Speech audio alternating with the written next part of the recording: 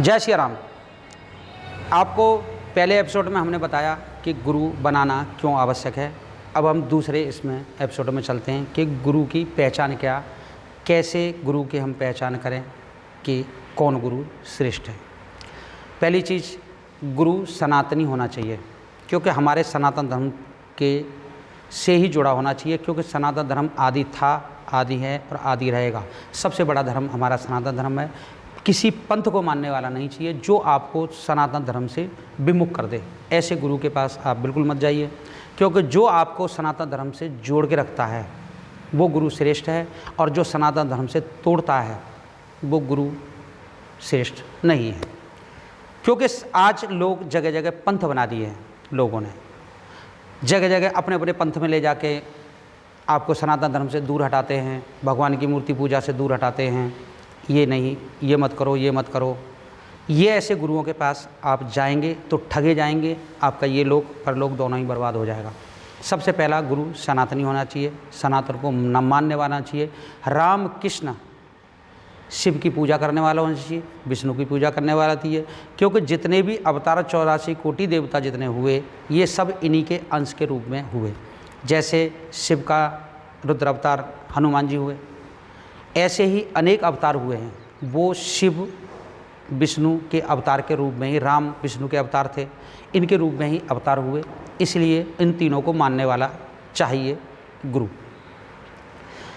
तीसरी बात, गुरु आचरण से अच्छा होना चाहिए और जो बोले उस पर चले।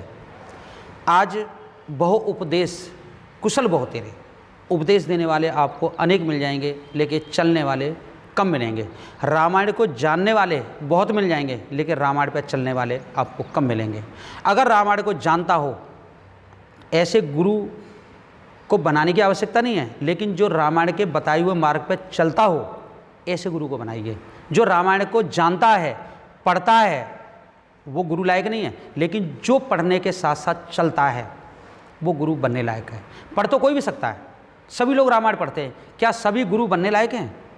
बिल्कुल नहीं। गुरु बनने लायक वही है जो रामायण को पढ़ता है, जानता है और चलता है। इसलिए गुरु को जो बोलता हो, चाहे वो प्रवचनों में बोले, चाहे किसी भी रूप में बोले, चाहे शास्त्रों की परिभाषा में बोले, लेकिन उसके ऊपर उसे चलता होगा तो गुरु आप उसे बना सकते हैं। उसके बाद चौथी चीज़ गुरु में क्या क्वालिटी चाहिए? ट्रांसपेरेंट था।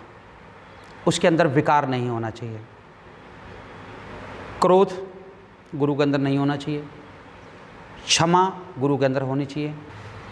मान सम्मान से परे होना चाहिए, जिसको जो मिल जाए, जैसा सम्मान मिल जाए। ये नहीं कि हम तुम्हारे यहाँ गए तो भोजन में हमें नाना प्रकार की चीज़ें चाहिए। आपके यहाँ अगर सूखी रोटी भी मिलती है गुरु को, तो उसे प्रेम पूर्वक स्वीकार करना चाहिए।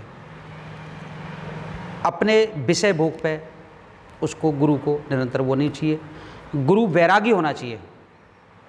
परिवार है अगर गुरु का तो कोई दिक्कत नहीं, लेकिन परिवार के प्रति आसक्ति ज़्यादा नहीं होना चाहिए, वैरागी होना चाहिए।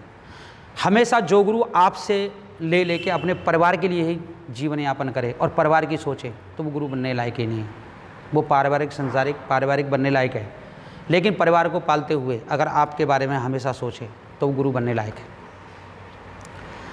गुरु को शास्त्रों का ज्ञान होना चाहिए। अज्ञानी गुरु आपको भी अज्ञानता में ले जाएंगे और अज्ञानता में आपको ढकेल देंगे। शास्त्रों का ज्ञान गुरु को होना चाहिए पूरी तरह से। गुरु सनातनी होगा तो शास्त्रों का ज्ञान अवश्य होगा।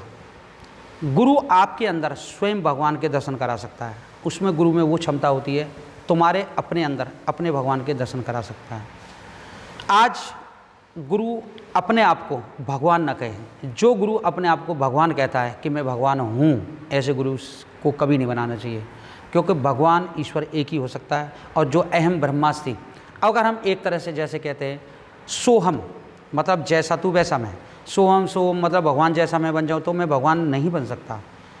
अगर आप मैं कहूँ कि शिवम शिवम शिवम मतलब शिव मैं हूँ, शिव हम का मतलब शिव मैं हूँ, मैं शिव हूँ, आप मेरे शिव की तरह पूजो, बिल्कुल गलत है। जो अपने आप को भगवान दर्शाता है और भगवान बनने की कोशिश करे कि मैं भगवान हूँ, ऐसे गुरु को आप मिथ्या है, ऐसा गुरु आपको कभी भी भगवान तक जोड़ नहीं सकता, क्योंकि वो स्वयं भगवान बन के आपकी भगवान तक पहुंचने की लाइन को काट देगा और आपको भगवान तक नहीं पहुंचने देगा। वो स्वयं की पूजा कराएगा। ऐसे गुरु से हमेशा दूर रहिए, ऐसे गुरु को कभी नहीं बनाना चाहिए जो स्वयं अपने आप को भगवान कहे। गुरु के अंदर ज्ञान होगा तभी आपको अंधकार से, अज्ञानता से निकाल के और ज्ञान की तरफ ले जाएगा। अगर स्वयं को ज्ञानी न हो तो भी आपको आप गुरु बनने के बाद एक तरीक़ा से चले जाएंगे।